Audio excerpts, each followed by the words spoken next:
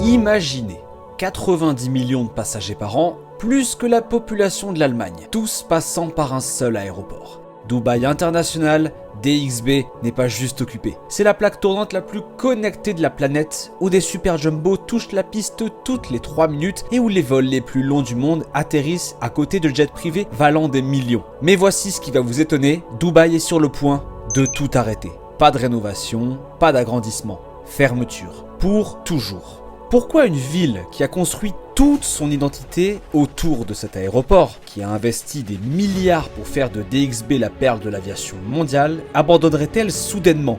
Qu'est-ce qui pourrait justifier la fermeture du cœur battant d'une métropole, ce moteur économique générant 13% du PIB des Émirats Arabes Unis? Et là, ça devient encore plus fou. Dubaï ne réduit pas la voilure. Elle ne recule pas. Elle fait un pari si audacieux qu'on croirait de la science-fiction. Construire un nouvel aéroport 5 fois plus grand, conçu pour accueillir 1/4 de milliard de passagers par an. Oui, 260 millions de personnes passant par une seule installation. Prenez un instant pour réfléchir à ce chiffre. Ça représente chaque personne aux États-Unis qui transite par Dubaï. Chaque année. Mais alors, qu'est-ce qui motive vraiment ce changement? Que va devenir le terrain ultra prisé où se trouve aujourd'hui DXB? Et comment déplace-t-on l'opération aérienne la plus complexe au monde sans perdre un seul battement?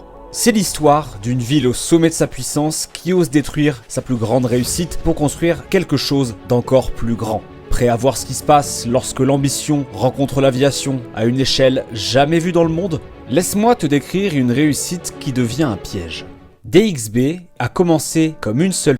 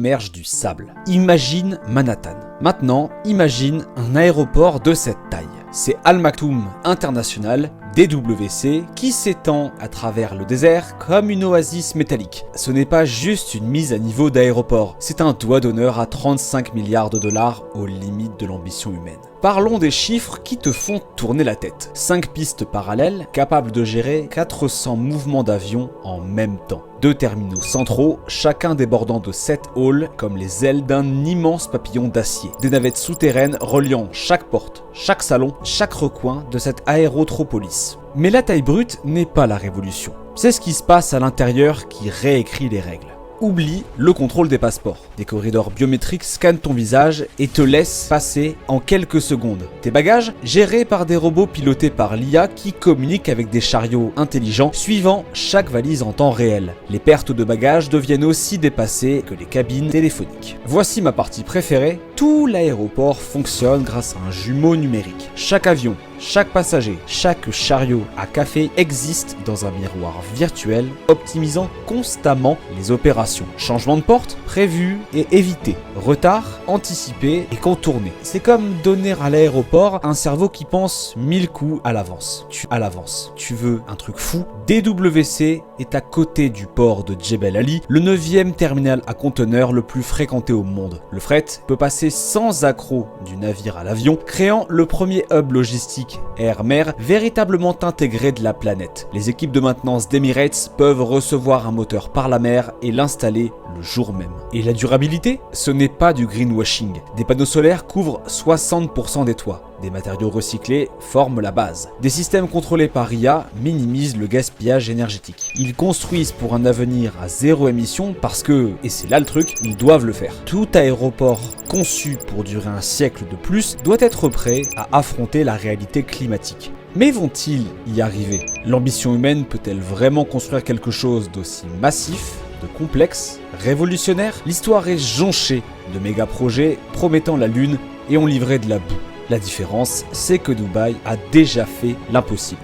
La question n'est pas s'ils vont essayer, c'est si la physique et les finances leur permettront de réussir. Déplacer 90 millions de passagers annuels d'un aéroport à un autre, c'est comme pratiquer une chirurgie cardiaque sur une ville en pleine course de marathon. La chorégraphie commence à la fin des années 2020. Les premiers terminaux de DWC s'élèvent dans le désert, prêts à accueillir des cobayes d'ici 2032. Pour être clair, certains vols passagers opèrent déjà depuis DWC aujourd'hui, principalement des compagnies low cost et des routes saisonnières utilisant un terminal modeste. Mais ce qui arrive, c'est une toute nouvelle échelle, un méga hub conçu pour gérer plus de 100 millions de personnes par an. Qui par an premier? Les vols cargo Emirates Sky Cargo déplacent ces opérations, testent les systèmes avant qu'un seul passager ne mette les pieds dans la nouvelle infrastructure. Un bon coup. On règle les problèmes avec les colis avant de commencer à déplacer les gens. Puis vient le crescendo du ballet de 2035 à 2040. Imaginez ça, des compagnies aériennes entières qui déménagent. La flotte d'Emirates avec plus de 250 avions, y compris la plus grande armada d'A380 au monde. S'ils volent encore avec des A380 à ce moment-là, peut-être quelques-uns. Tous à la recherche de nouvelles places de stationnement. Des milliers de membres d'équipage découvrant les nouveaux terminaux. Les services au sol, la restauration, la maintenance, tout est relocalisé tout en maintenant les vols à l'heure. Vous vous demandez comment vous allez naviguer dans ce chaos? Dubaï y a déjà pensé. Une liaison ferroviaire à grande vitesse reliera les deux aéroports, transportant les passagers entre DXB et DWC en 45 minutes. Vos bagages enregistrés jusqu'à destination quel que soit l'aéroport utilisé. Notification spéciale pour différents marchés, les voyageurs britanniques bénéficient d'équipes d'assistance dédiées, les compagnies asiatiques d'un support multilingue. Personne n'est laissé pour compte. Mais voici le rebondissement. Que va-t-il arriver aux 2500 hectares de terrain urbain prime de DXB? Voici DXB City, où les pistes deviennent quartiers. Les anciens terminaux, ils accueilleront des startups tech et des centres culturels. Cette tour de contrôle emblématique qui a guidé des millions de voyageurs en toute sécurité, elle deviendra la pièce maîtresse d'une place publique, un monument aux rêves qui ont construit Dubaï. Mais avant que tout cela n'émerge, il y a du travail sale. Démolition des pistes, nettoyage de décennies de résidus de kérosène, recyclage de millions de tonnes de béton. Une réhabilitation environnementale à une échelle qui ferait reculer la plupart des villes. Mais pas Dubaï. Ils voient des terrains contaminés et imaginent des parcs, des maisons. Un nouveau cœur pour la ville. Le métro traversera le site, connectant enfin correctement Deira et Bourg-Dubaï. Des canopées solaires ombrageront les rues où les jets roulaient autrefois. Des logements abordables, oui, à Dubaï, s'élèveront là où les salons first class servaient du champagne. Ce n'est pas juste déplacer un aéroport, c'est faire de l'alchimie urbaine, transformer le symbole du passé de Dubaï en fondation de son avenir. La question est, réussiront-ils leur atterrissage? Lorsque l'aéroport le plus fréquenté du monde déménage, chaque trajectoire de vol sur la planète change avec lui. Pense à ton dernier voyage international. Il y a de fortes chances que tu sois passé par Dubaï ou que tu aies rivalisé avec quelqu'un l'ayant fait pour ce siège. Maintenant, multiplie ça par 260 millions, la capacité visée par DWC. Ce n'est pas juste de la croissance, c'est un changement gravitationnel dans l'aviation mondiale. Les hubs concurrents sont en pleine course. Doha, Istanbul, Singapour, ils cherchent tous à s'étendre, sachant qu'une fois que DWC sera à plein régime, le paysage concurrentiel changera pour toujours. Les compagnies aériennes réinventent leur réseau de routes, se posent les bonnes questions. Doit-on déplacer notre hub du Moyen-Orient, forger de nouvelles alliances? Certains transporteurs vont cartonner avec des créneaux élargis et de nouvelles destinations.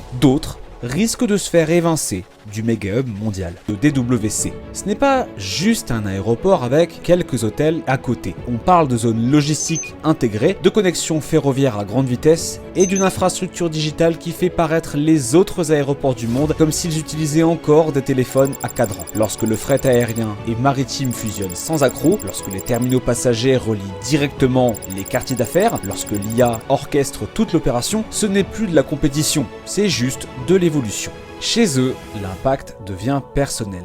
DWC va créer des centaines de milliers d'emplois. Pilotes, ingénieurs, développeurs logiciels, travailleurs de l'hôtellerie. Dubai South passe du désert vide au cœur battant de la ville. Pendant ce temps, l'ancien DXB devient un bien immobilier de premier choix, redistribuant la population de Dubaï et créant des quartiers tout neufs là où les jets rugissaient autrefois. Les ambitions écologiques, elles comptent plus que tu ne le crois. Si DWC atteint les opérations à émissions nettes zéro à cette échelle, ce n'est pas qu'un nouveau standard. C'est la preuve que les méga infrastructures et la durabilité ne s'excluent pas. Chaque grand projet aéroportuaire pour les 50 prochaines années sera jugé à l'aune de ce que Dubaï réalise ici.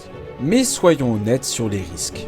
L'aéroport de Berlin-Brandenburg a ouvert avec 10 ans de retard. Mirabel à Montréal est devenu un éléphant blanc à 1 milliard. Même le succès du déménagement de Kai Tak à Hong Kong est venu avec de gros dépassements de coûts, mais aussi des défis inattendus. Dubaï mise plus gros que tous. Il parie que l'ambition, la technologie et la volonté brute peuvent surmonter la physique, la logistique et la loi de Murphy. S'ils réussissent, ils ne gagnent pas juste la partie de l'aviation, ils réécrivent les règles.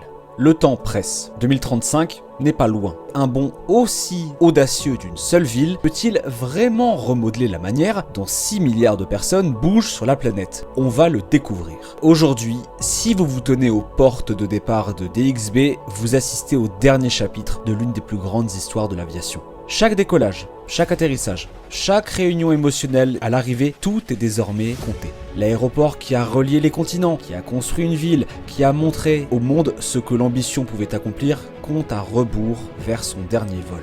Il y a une poésie dans la décision de Dubaï. La plupart des villes s'accrochent à leurs joyaux, les polissant jusqu'à ce qu'ils se fissurent. Dubaï a choisi autrement. Au sommet de la puissance de DXB, ils tournent le dos, non pas à un échec, mais à la prison de leur propre succès. Pour des millions d'entre nous, DXB n'est pas juste du béton et de l'acier. C'est l'endroit où les voyages ont commencé, où les proches se sont retrouvés, où les rêves ont pris leur envol. Ces souvenirs ne se transfèrent pas à un nouvel endroit. Lorsque ces dernières lumières s'éteindront, nous perdrons plus qu'un aéroport. Nous perdrons un morceau de nos histoires. Mais regardez de plus près ce qui s'élève dans le désert et vous pourriez ressentir ce que je ressens. Pas une perte, mais une anticipation. DWC n'est pas juste plus grand que DXB. C'est une déclaration que l'avenir de la connexion humaine n'est pas encore écrit, que nous pouvons encore construire des merveilles, que durabilité et ambition peuvent danser ensemble, qu'une ville assez courageuse pour détruire sa plus grande réussite pourrait bien créer quelque chose d'encore plus grand. L'incertitude est réelle. Aucune ville n'a jamais tenté une transition aussi audacieuse. Les risques sont énormes. Le monde regarde, pas seulement pour voir si Dubaï réussira, mais pour comprendre à quoi ressemble le succès lorsqu'on réécrit les règles du voyage mondial. Voici ce que je sais. Le progrès, ça exige des sacrifices. Parfois, atteindre le futur signifie laisser partir le passé, même si ce passé est beau, réussi, aimé. Donc, je suis curieux, qu'en pensez-vous ? Le pari de Dubaï inspirera-t-il une nouvelle génération de projets impossibles? Ou alors, raconterons-nous un jour à nos petits-enfants l'histoire légendaire de l'aéroport qui fut perdu dans la quête de quelque chose qu'on n'a pas tout à fait saisi? Si vous êtes déjà passé par les portes de Dubaï, partagez votre histoire ci-dessous. Que signifiait DXB pour vous? Quels espoirs avez-vous pour DWC? Parce qu'au final, les aéroports ne sont pas vraiment faits pour les avions, les passagers ou le profit. Ils sont là pour la possibilité, pour croire que la distance ne bat pas les rêves, Et parfois, juste parfois, ils sont là pour avoir le courage de construire quelque chose que personne n'a jamais vu avant. Même si cela signifie dire au revoir à tout ce qui vous a amené ici. Abonnez-vous si vous voulez suivre ce voyage incroyable, parce qu'une chose est sûre, la prochaine décennie de la transformation de Dubaï sera tout sauf ennuyeuse.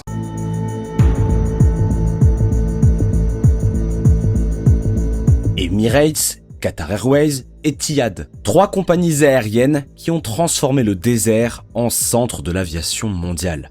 À L3, près de 600 gros porteurs, plus de 300 destinations et un modèle économique qui fait transiter des millions de passagers par le Moyen-Orient chaque année.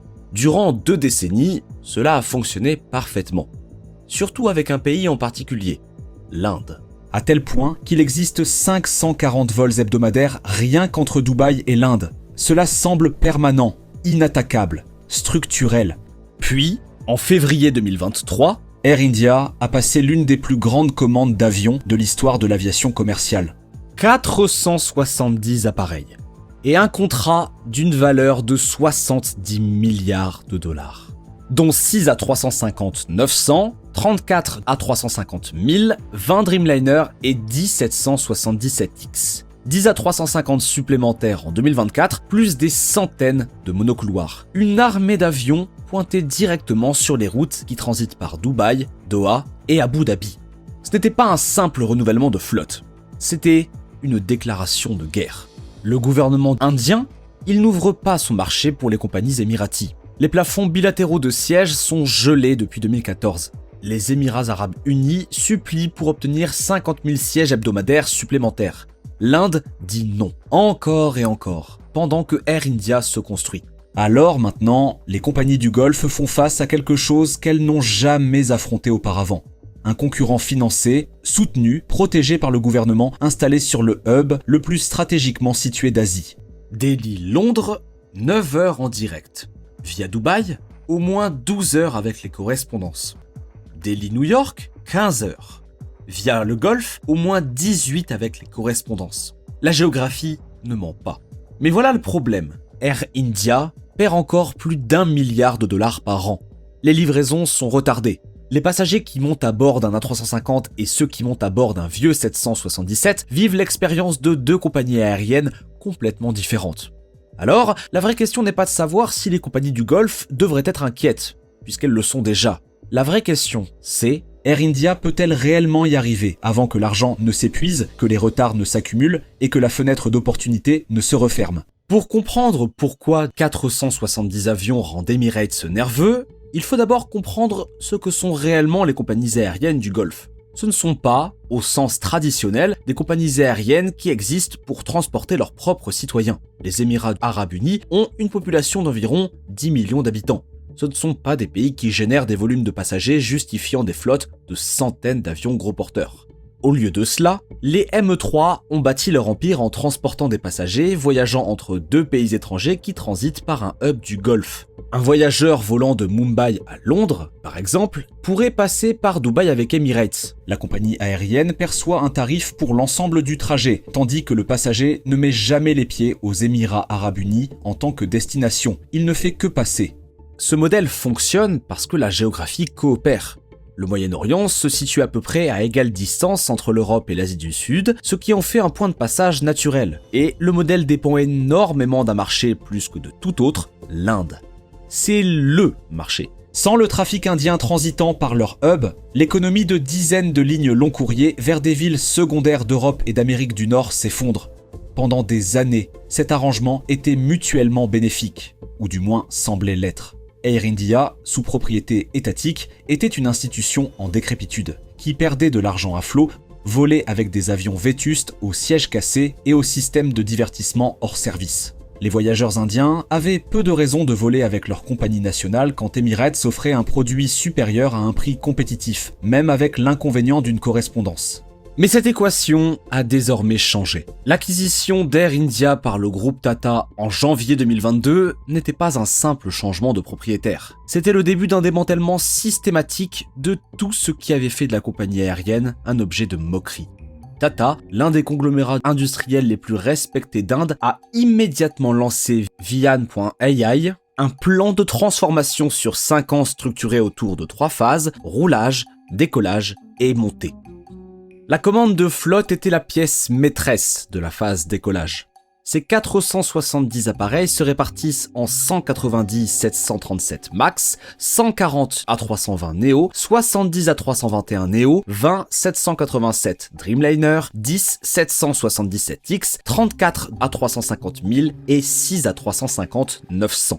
Les monocouloirs devaient reconstruire la domination sur le réseau domestique et le moyen courrier. Les gros porteurs devaient accomplir quelque chose de bien plus déterminant. Ces avions permettraient à Air India de proposer des vols sans escale sur des routes qui nécessitent actuellement une correspondance dans le Golfe. L'avantage n'est pas abstrait. Sur les routes qui comptent le plus, l'Europe, l'Amérique du Nord, un vol direct depuis Delhi fait gagner des heures par rapport à n'importe quelle correspondance dans le Golfe. Pas des minutes, des heures. Et pour les passagers premium, ceux sur lesquels les compagnies aériennes gagnent réellement de l'argent, cet écart change tout. En novembre 2024, Air India a finalisé sa fusion avec Vistara, la coentreprise de services complets entre Tata et Singapore Airlines. Cela a donné naissance à un transporteur unifié opérant plus de 4200 vols hebdomadaires. Simultanément, Air India Express a absorbé X-Connect, anciennement Air Asia India, consolidant ainsi les opérations low-cost de Tata. Le résultat est une structure à 2 marques. Air India pour le service complet domestique et international, Air India Express pour les opérations à bas coût. Net, logique et conçu pour être compétitif sur tous les fronts. Puis, fin 2024, Air India a passé une commande supplémentaire de 100 appareils Airbus, 10 A350 de plus et 90 appareils de la famille A320, portant l'engagement total encore plus haut. Le message était sans équivoque. Il ne s'agit pas d'une expansion timide, c'est une compagnie aérienne qui investit à un rythme qui présuppose qu'elle deviendra un transporteur mondial d'ici la fin de la décennie. Mais la commande de flotte à elle seule n'explique pas pourquoi les compagnies du Golfe sont nerveuses. Les compagnies aériennes font la commande d'avions en permanence. Ce qui rend cette situation particulièrement menaçante, c'est le mur réglementaire que le gouvernement de l'Inde a érigé autour de son marché aéronautique. L'accord bilatéral de services aériens entre l'Inde et les Émirats arabes unis prévoit environ 66 000 sièges hebdomadaires dans chaque direction. Ce plafond n'a pas été révisé depuis 2014. Emirates utilise la quasi-totalité de son allocation. La demande est là. L'offre est artificiellement contrainte. Les Émirats arabes unis ont demandé à plusieurs reprises une augmentation de 50 000 sièges hebdomadaires supplémentaires. L'Inde a systématiquement refusé. Ce n'est pas un hasard. Le gouvernement indien restreint délibérément l'accès des compagnies étrangères pour protéger la fenêtre d'expansion d'Air India. Pour qu'Air India puisse justifier des dépenses de 70 milliards ou plus en nouveaux avions, la compagnie a besoin d'un environnement de marché où ses avions disposent de routes à desservir sans être immédiatement concurrencés par les compagnies du Golfe. C'est du protectionnisme. Mais le protectionnisme, dans ce cas, est la stratégie. Le tableau financier derrière la transformation d'Air India révèle à la fois l'ambition et la fragilité de l'entreprise. Au cours de l'exercice 2025, le chiffre d'affaires consolidé d'Air India a bondi pour atteindre environ 9,4 milliards de dollars, se rapprochant des chiffres du leader du marché, Indigo. Pourtant, Air India a également affiché une perte nette consolidée de 1,3 milliard de dollars américains au cours de l'exercice 2025, soit une augmentation de 48% en glissement annuel. La compagnie aérienne brûle des liquidités à un rythme vertigineux, absorbant les coûts du renouvellement de la flotte, de la rénovation des cabines estimée à 400 millions de dollars et de la complexité opérationnelle liée à la fusion de 4 entités aériennes distinctes en 2. C'est la réalité inconfortable qui se cache derrière les chiffres phares. Air India dépense de l'argent qu'elle ne gagne pas encore pour un avenir qu'elle n'a pas encore construit. Pendant ce temps, la menace concurrentielle pesant sur les transporteurs du Golfe se matérialise déjà dans les données. Et Air India n'est pas la seule compagnie indienne à lorgner le marché des transporteurs du Golfe. Indigo, la compagnie aérienne à bas coût dominante en Inde, a éclipsé le record d'Air India quelques mois plus tard grâce à sa commande de 500 appareils de la famille A320 Neo lors du salon aéronautique de Paris en juin 2023. Plus significativement encore, Indigo a commandé 30 à 350 900 gros porteurs, plus des options pour 70 appareils supplémentaires et a pris en location sèche des Boeing 787-9 auprès de North Atlantic, signalant sa propre entrée dans le transport aérien long courrier. Le carnet de commandes combiné des compagnies aériennes indiennes s'élève désormais à près de 1000 appareils à livrer dans les années à venir. Les transporteurs du Golfe ne font pas face à un seul concurrent, ils en affrontent deux. Le groupe Tata mène désormais une guerre sur deux fronts, se défendant contre les transporteurs du Golfe à l'international, tout en rivalisant avec Indigo sur le marché intérieur et de plus en plus à l'étranger. Malgré toute l'ambition intégrée dans la commande de flotte, l'exécution d'Air India a été loin d'être sans accroc.